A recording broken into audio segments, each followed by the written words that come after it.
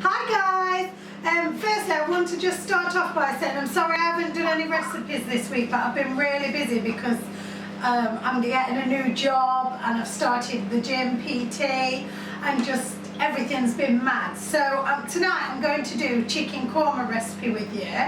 I actually feel like I'm singing out of a hymn book here as well because look, I haven't done this before, so again we're doing it together, which I did think, shall I do this or not? And then I thought, well really it's actually better that I'm doing it for the very first time because it just shows how easy it is following a recipe rather than me actually knowing it. So I think that's a good thing. Oh, and I apologise for probably looking like I've been sweat through, I don't know, whatever, because I've been out on a big walk and I'm sure Doris was back out today. Right then, so the chicken korma, what you need to make the chicken korma is an onion, two cloves of garlic, just 2 centimetres of ginger, peeled and roughly chopped. You need 1 cow spray, 4 spoons of korma curry powder, and on the recipe it does say 6 chicken breasts, but I have only used 2 because it's only for 2 of us and this recipe is really for 4. Also you need 500 millilitres of boiling chicken stock, and you need a pinch of sweetener, and you need a Greek style fat-free yogurt, 150 grams, sorry, and some salt and pepper.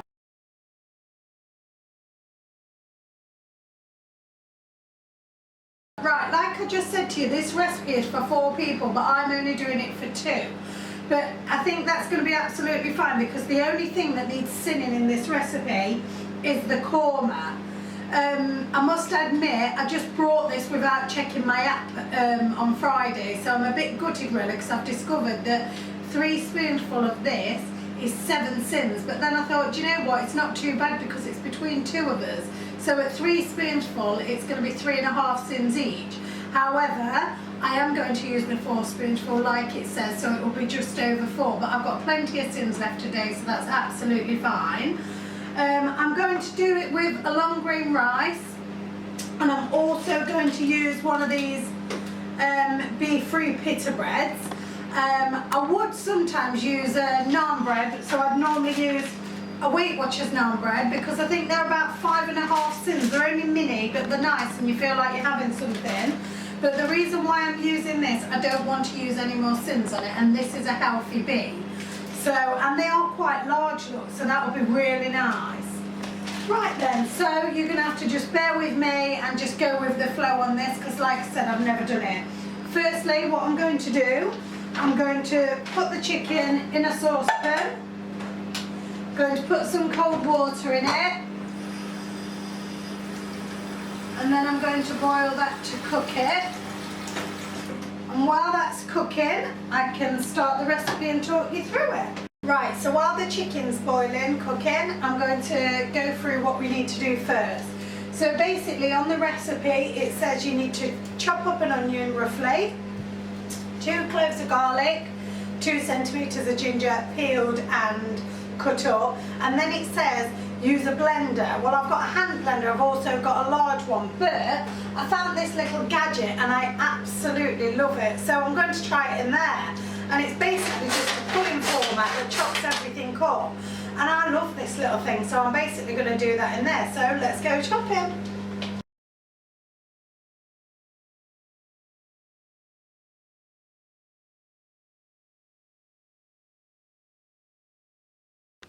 Okay guys, so I've just chopped up the onion. I'm just going to put it in my little cutter that I just told you about. I do love this little gadget. Like I said, I have got big ones, but sometimes it's nice to just use this. So basically you just pull it, just a little handful like that. Okay, I'm going to add some more onion to it now. I've chopped it. Look how good that is. I mean, this little gadget should have been a tenner. And it was a £5. I mean, even at a tenner, I think it was good, really, because it's such a good little gadget. And if you're anything like me, I love gadgets. I've got a bit of everything, gadget-wise, that is. Right, I'm going to pull that again, chop it all up. I'm going to do this quite small because My son's having it and he doesn't like garlic, and it does say make into a paste anyway. So, look at that. Wow, that is amazing. This is such a good little gadget. I know I keep saying that. Right, so I'm just going to chop up my ginger just slightly. Like I said, it's only 2 centimetres of ginger. I'm going to put that in. And 2 cloves of garlic. I'm going to go for 3 because as you can see, look, those 2 look like 1. So get me garlic crusher. Put that inside of there.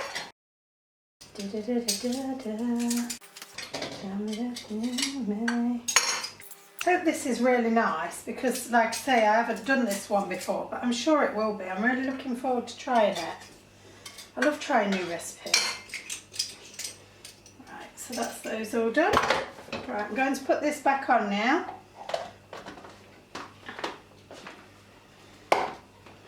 Oops. Something's stuck, I think. I think I should put chainsaw on. Just mixing it all again by just pulling it with my little gadget. I don't even know what it's called. It's called, oh, it's just called a mini chopper after all that. Right, this is really, really, really fine now and it should all be mixed together. So look at that, that is amazing. That has done that absolutely amazing. Look, that's brilliant. Look how tiny that is. Right, what I'm going to do now is spray a non-stick frying pan. Right then, so now I've actually cut up the garlic, ginger and onion. I'm going to spray a non-stick pan with fry light. Good old fry light again. Put that on there. And then what I'm going to do, I've got the chicken still boiling nicely and that's nearly done actually. It doesn't take that long when you do that. And then I'm going to put the whole of this paste, what I've made into like a paste, in the fry light.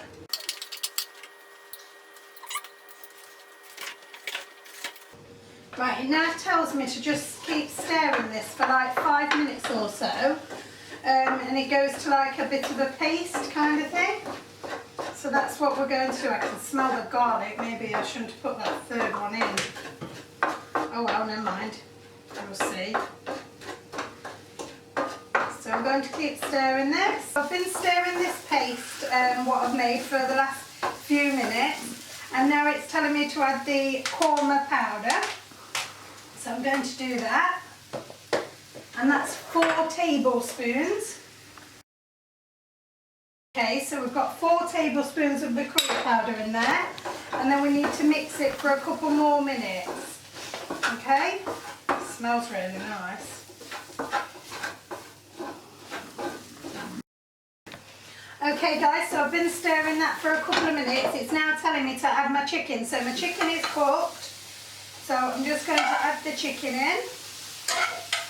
Like I say, I have only used 2 pieces and the recipe does say 6. But it is only between 2 of us and I know this will be plenty here.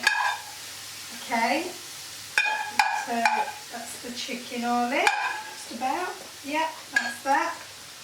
Okay, so I'll keep stirring that for a minute. Smells really nice. Right, now what I need to do now is add the stock and the sweeteners. So it's 500 millilitres of boiled water, which I have just boiled this kettle, and a chicken stock. Pass me a fork please, Hallie. So that's the chicken stock in there with 500 millilitres of water. Okay, stir that. Now I'm going to add this to the frying pan. Oh, got some steam coming off there. Oh, it smells lovely. I think I needed my bigger frying pan actually. Right, so then it's telling me to add a pinch of sweetener. I suppose this is optional really, because I don't think it makes much difference. I am literally just going to add a pinch as well, because I wouldn't normally do that.